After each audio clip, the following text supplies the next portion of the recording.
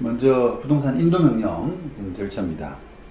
이 절차는 일단 어쨌든 인도 명령, 인도 소송 이 대신에 인도 명령이라는 표현을 쓰는데 이거는 이제 경매에 관한 법원 경매를 통한 매수자에 국한된 그런 절차예요. 그래서 경매를 통해 매수한 부동산에 대해서는 인도 소송 이외에 민사집행법상 인도 명령이라고 하는 보다 간이한 절차가 존재를 합니다. 민사집행법 136조가 되겠죠. 법원은 매수인이 대금을 낸 뒤 6개월 이내에 신청하면 채무자, 소유자 또는 부동산 점유자에 대해서 부동산을 매수인에게 인도하도록 명할 수 있다. 다만 점유자가 매수인에게 대항할 수 있는 권한에 의해서 점유하고 있는 것으로 인정되는 경우에는 그러하지 아니하다. 이렇게 이제 제한적으로 하고 있죠. 그 다음에 2항 법원은 매수인 또는 채권자가 신청하면 매각 허가가 결정된 뒤 인도할 때까지 관리인에게 부동산을 관리하게 할 것을 명할 수 있다. 이건 관리명령인데 별로 잘 지금 이용되고 있지는 않습니다. 그 다음에 이거는 2항 넘어가는 거고요. 그 다음에 4항 법원이 채무자 및 소유자 외의 그 점유자에 대해서 1항 또는 3항에 따른 인도명령을 하려면 그 점유자를 신문해야 된다. 다시 말하면 채무자, 소유자에 대한 인도명령은 신문할 필요가 없고 그다음 부동산 점유자에 대해서는 신문을 해야 된다. 원칙적으로. 하지만 다만 그 점유자가 매수인에게 대항할 수 있는 권한에 의해서 점유하고 있지 아니함이 명백한 때 또는 이미 그 점유자를 신문한 때는 그러하지 아니하다라고 해서 예외적으로도 점유자에 의해서도 신문하지 않을 수 있는 그런 예외를 이제 인정하고 있습니다. 자, 그럼 당사자, 인도명령의 당사자, 신청할 수 있는 사람, 매수인이죠, 당연히. 그다음 매수인의 상속인, 당연히 일반 승계인이기 때문에 되겠죠. 그 다음에 매수인을 규정하고 있기 때문에 매각 대금만 지급하면 충분하고 굳이 소유권 이전 등기까지 필요로 하진 않습니다. 그러니까 이게 규정이 매각 대금을 모두 내면 소유자가 되죠. 지금 민사집행법상 매각 대금을 내면서 소유권을 취득하는 것으로 법이 그렇게 규정하고 있기 때문에 매각 대금만 내고 소유권 이전 등기를 하지 않은 상태에서도 신청할 수 있도록 그렇게 하고 있습니다. 그 다음에 매각 대금을 모두 지급한 매수인이 매각 부동산을 다른 사람에게 양도했다거나 또는 양수인에게 소유권 이전 등기를 마쳤다고 하더라도 여전히 매수인은 인도명령을 신청할 수 있습니다. 오히려 매각 부동산을 양수한 양수인이라고 하더라도 매수인의 집행법상 권리까지 승계하는 것은 아니기 때문에 인도명령 신청할 권리를 가지지는 않습니다.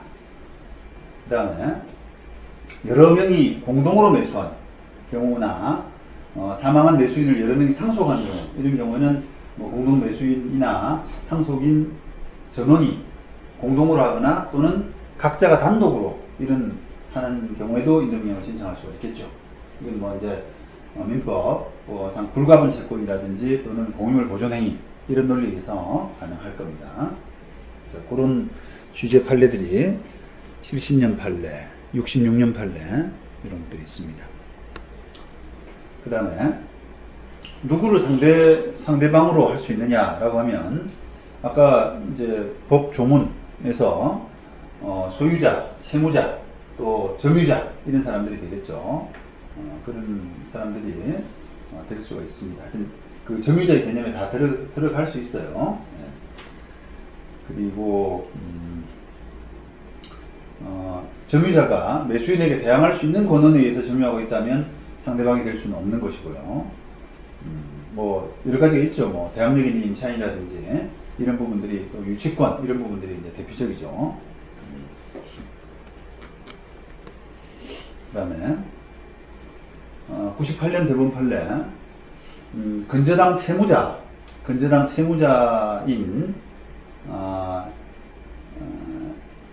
그 여자분이, 부인이 아마 근저당 채무자였던 것 같아요. 그래서 낙찰받고 근저당 채무자인 철을 상대로 인도명령을 했던 것 같아요. 인도명령을. 그 과정에서 남편에 대해서도 이렇게 점유를 배제하는, 그러니까 쫓아내는, 소위 말하면 그렇게 했다라고 해서 자기가 불법적으로 침탈을 당했기 때문에 다시 점유를 돌려줘 라고 그런 소송을, 점유회수 소송을 제기한 그런 사안입니다. 거기서 결국은 이 남편의 청구가 이제 기각이 됐는데, 부동산 인도명령 상대방이 채무자인 경우에 인도명령의 집행력은 당의 채무자는 물론이고 채무자와 한 세대를 구성해서 독립된 생계를 영위하지 아니하는 가족과 같이 그 채무자와 동일시되는 자에게도 미친다. 뭐 점유 보조자 정도겠죠, 그죠? 당연히 미친다. 그 다음에 근저당권의 채무자인 처에 대한 적법한 인도명령의 집행 당시에 대항력을 갖춘 임차인이 아니고 처와 같은 세대를 구성하면서 부동산을 공동점유하고 있었던 남편의 공동점유를 본인 의사에 반해서 배제했다고 해서 이를 곧 점유 위법한 침탈이라고 할 수는 없다, 이렇게 판단했고요. 그 다음에 인도명령의 절차입니다. 요거는 매각대금을 낸 뒤 6개월 이내에 신청해야 되고요. 6개월이 지나면 안 됩니다. 그래서 이때는 부득이 이제 인도 소송을 해야 되죠. 관할 법원은 매각 부동산에 대한 경매 사건이 현재 계속되어 있거나 또는 과거에 계속되어 있었던 집행법원. 뭐 경매 사건이 계속되어 있는 경우는 예를 들어 이런 거죠. 매각대금을 내고 나서 내면은 그 다음 절차가 뭐냐면 보통은 이제 배당 절차가 되죠. 그죠? 그럼 배당 절차가 진행되는 동안에는 경매 사건이 계속되어 있는 경우거든요. 그러니까 이제 그런 경우에도 서둘러서 하면, 빨리 하면은 매각대금 내고 나서 빨리 진행하면은 아직 경매 사건이 계속되어 있는데 하는 것이고요. 아니면 끝났다, 배당까지 다 뭐 끝났다라고 하면은 과거에 계속되어 있었던 법원이 되겠죠. 해당 법원인 겁니다, 결국은. 그 다음 법원은 아까처럼 서면 심리만 가지고 결정할 수도 있고, 필요하다면 신문하거나 변론할 수도 있다. 그 다음에 원칙적으로는 점유자에 대해서는 신문해야 되고, 다만 아까 예외적으로 신문하지 않을 수도 있고, 그 다음에 재판 형식은 결정이고, 그 다음에 인도명령 신청에 대한 재판은 매수인의 소유권에 대한 인도 청구권 존부에 대해서 비판력을 갖지 않는다. 이것도 판례는 당연한 것이죠. 예를 들어서 뭐 낙찰을 받은 사람이 어떤 점유자를 상대로 인도명령 결정을 받아서 집행을 했다라고 하더라도 그 낙찰 받은 사람의 소유권에 대한 인도명령 청구권이 뭐 기판력이 있다 없다 이런 판단까지는 아니라는 거예요. 뭐 나중에 이제 그 낙찰 받은 이후에도 소유권이 뭐 무효가 되는 그런 경우도 많지 않습니까? 일단은 적법하게 낙찰을 받은 걸로 생각하고 집행을 했더니 나중에 보니까 경매 자체가 무효더라. 이렇게 되면은 그 소유권에 대한 뭐 인도 청구는 없을 수도 있죠. 뭐 그런 취지입니다. 그 다음에 불복 방법에서 일단은 원칙적인 불복 절차는 즉시 항고입니다. 인도명령에 대한 즉시 항고. 그리고 즉시 항고는 일주일 이내, 고지받은 날부터 일주일 이내 항고장을 제출해야 되고요. 그 다음에 항고 유서도 제출해야 되고 입니다.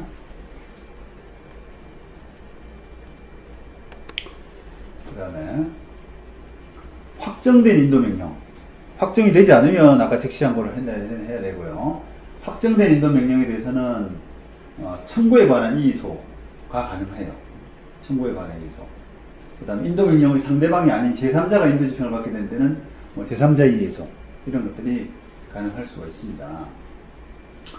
청구에 관한 이의 해가지고 집행법 44조 채무자가 판결에 따라서 확정된 청구에 관하여 이의하려면 제1심 관할 법원에 청구에 관한 이의소를 제기하여야 한다.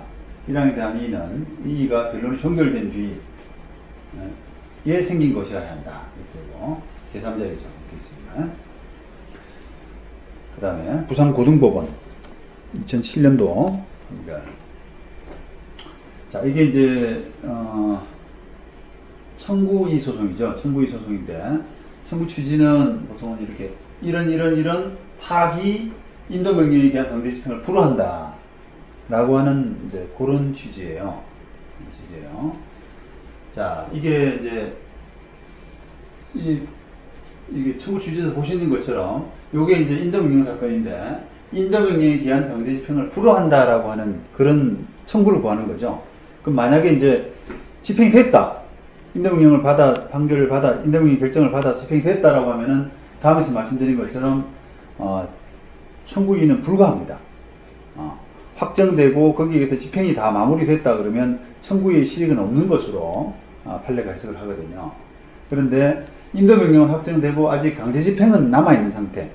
이런 상태에서는 청구이의로서 저렇게 강제 집행을 불허한다라고 하는 재판을 구할 수 있다는 거죠. 그런데 요거는 유치권에 대한 점유할 권한이 있느냐, 유치권이 있느냐 하는 부분에서 결국은 이 원고, 청구 이의를 제기하는 원고, 다시 말하면 부동산 인도 명령에서 인도하라라고 하는 결정을 받은 사람이 되겠죠. 근데 아직 인도되지 않은 사람, 이렇게 되겠죠. 그런 사람이 청구 이의를 제기했는데 따져보니까 결국은 네가 원고한테 유치권이 없더라, 그런 판단이에요. 그래서 너가 제기한 청구 이의는 타당하지 않아, 이런 결론이 난 겁니다. 그 다음에 서울고등법원 2007년도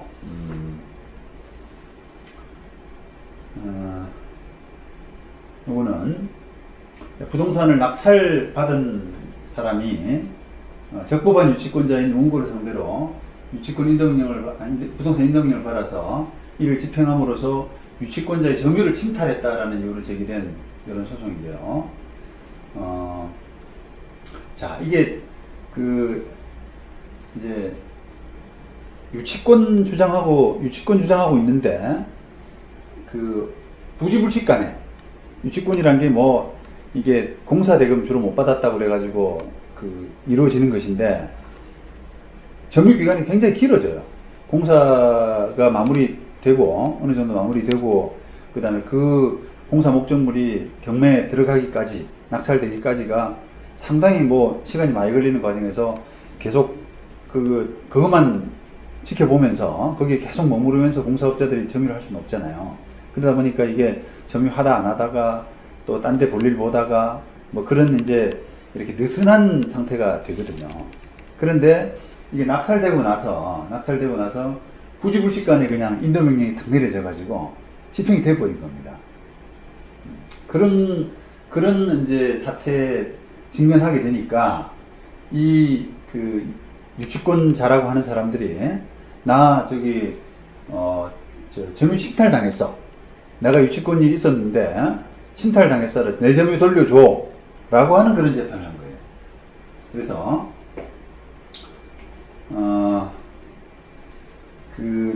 인도 명령을 받아서 이를 집행했다라고 하는 것은 적법하다, 침탈이라고 볼 수 없다. 그리고 그래서 이 204조 민법 204조의 점유물 반환 청구권, 점유 회수 청구권의 대상이 아니다, 요건이 맞지 않다라고 이렇게 판단을 한 겁니다. 그러니까 인도명령으로 집행이 돼버리면 지금 보시는 것처럼 요 사건도 마찬가지인데요. 사실은 방법이 별로 없어요. 유치권을 그냥 날릴 수 있는 그런 처지가 되는데, 요 2009년도 중앙지법 판결도 마찬가지입니다. 요것도 지금 유치권 주장하다가 인도명령 집행을 당해가지고 점유를 상실한 상태에서 낙찰자를 상대로 제기한 여러 가지 주장들이 모두 다 인정이 되지 않았죠. 자, 일단은 인도명령에 따라서 자기가 쫓겨났죠. 점유를 배제당하고 쫓겨났는데, 쫓겨나고 나서 그 낙찰자한테 유치권 존재 확인 소송을 했어요. 유치권 존재 확인. 그랬더니 법원이 유치권이라고 하는 것은 점유가 있어야지 이렇게 우리가 존재 확인을 할 때 과거에 유치권이 있었다 이걸 확인할 수는 없어요. 변론 종결 당시 그게 이제 특별한 어떤 의미가 있다.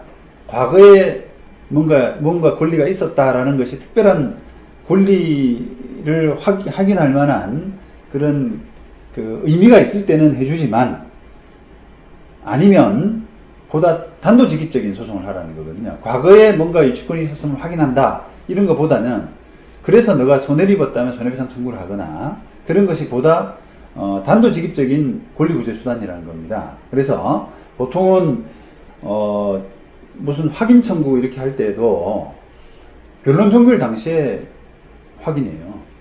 재판을 마칠 시점, 소위 말하면 마칠 시점에 유치권이 있냐 없냐 이렇게 해야지 과거에 유치권이 있었냐 없었냐 이거는 재판으로서 조금 부적절하죠. 그래서 이 사건도 유치권이 존재한다 지금 현재 이렇게 이제 재판을 구했더니 법원이 하는 이야기가 결론이 유치권은 점유를 수반해야 되는데 네가 인도명령으로서 쫓겨났으니까 점유가 없는 거 아니냐.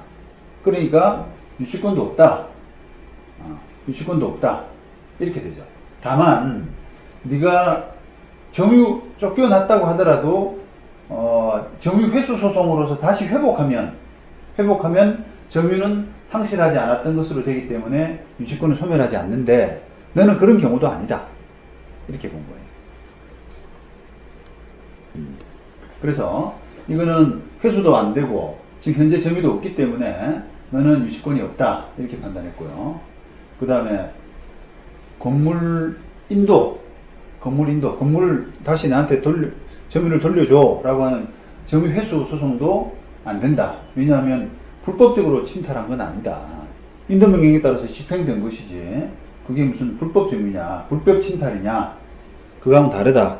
이렇게 판단을 한 것이고요. 그 다음에 청구이의 부분도 마찬가지예요. 청구이의 부분. 자, 옛날에 인도명령에서 청구이의를 집행을 불허한다 라고 이렇게 청구이의를 했는데 청구이의 소라는 것은 집행 권한에 의한 강제집행이 종료된 경우에는 더 이상 강제집행 불허를 구할 소유이익이 없다 라고 해가지고 이건 이미 그 강제집행이 다 끝났기 때문에 인도명령에 따라서 소는 소유이익이 없어 부적절하다 이렇게 판단한 거죠. 그러니까 결국은 인도명령에 따라서 뭔가 집행이 돼버리면 사실상 권리관계가 그냥 날아가는 그런 현상이 생길 수가 있죠. 물론 그게 이제 예외적으로 그 뭔가 집행하는 과정에서 뭔가 불법 행위가 좀 있었고 해서 나중에 손해배상으로 할 여지는 조금 있을지언정 유치권이 사라져서 있었던 유치권이 좀 편법적인 인도명령으로 인해서 유치권이 사라졌기 때문에 내가 손해를 입었다라고 해서 손해배상 청구를 할 여지는 있을지언정 유치권 자체는 이것처럼 권리구제를 받을 수 있는 이제는 돌이킬 수 있는 다시 유치권이 부활하는 그런 가능성은 거의 없다는 겁니다. 그래서 상당히 이제 인도명령이 상당히 좀 이렇게 파워풀한 유치권 같은 점유를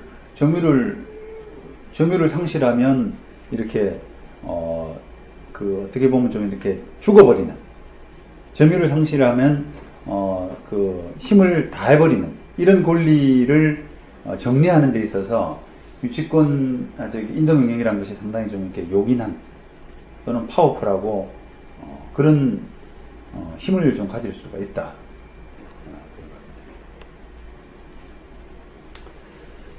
그 다음에 유치권 집행에 대한 불복에 대해서는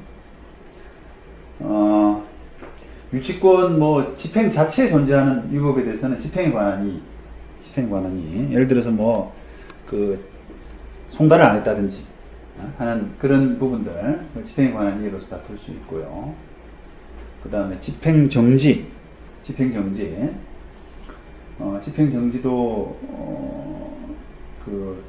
즉시 항고가 제기되더라도 당연히 집행정지 효력이 생기지는 않습니다.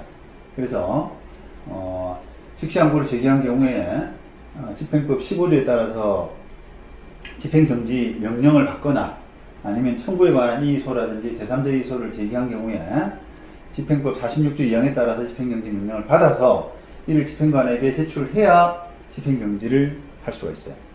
자, 46조 보시면